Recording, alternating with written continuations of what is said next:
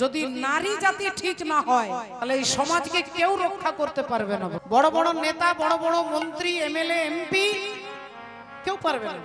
যখনই নারী সমাজ দূষিত হয়ে যাবে তখনই এই সমাজ ধ্বংসের দিকে চলবে। আর আজকের বর্তমান পরিস্থিতি আপনারা একটু শহরের দিকে এগিয়ে দেখবেন, হরি বল, সিরিয়ালের মধ্যে দেখবেন একটা পুরুষের থেকে নারীরা বেশি ভিলেন হয়। ভাই, সিরিয়ালে যত রকমের কুটকুটি মহিলা, সব মহিলাদেরকে দেখা হয়। অমরেশপুরি হার মেনে যাবে এরকম ভিলেন প্রতিটা সিরিয়ালে। আর প্রতিটা সিরিয়ালে দেখুন ঠাকুমারও বিয়ে হচ্ছে, বৌমারও বিয়ে হচ্ছে, নাতনিরও বিয়ে হচ্ছে। প্রতি মাসে একটা একটা করে বিয়ে হয়ে যাচ্ছে। হরি বল, রাধে রাধে। আজকের সমাজ আমাদেরকে সেইখানে গিয়ে দাঁড় করাচ্ছে। নারী জাতি যেখানে রাবণ রাজা মা সীতা দেবীকে বলেছিলেন একবার আমার দিকে তাকাও, ৩৩ কোটি দেবী দেবতা তোমার চরণের দাসী করে দেব।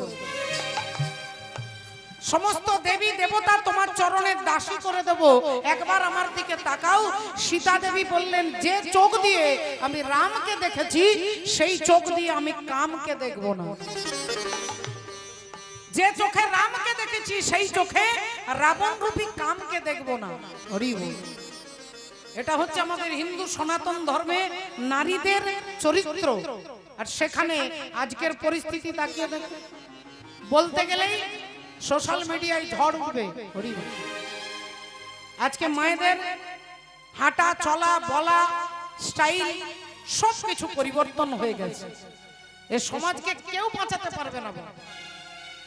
আপনি হাজারো রাজনীতি পার্টি করুন, যেই করুন না কেন, যতক্ষণ নারী হচ্ছে সমাজের মূল, আর সেই নারী যদি গন্ডগোল হয় এই সমাজকে কেউ টেকাতে পারবে না।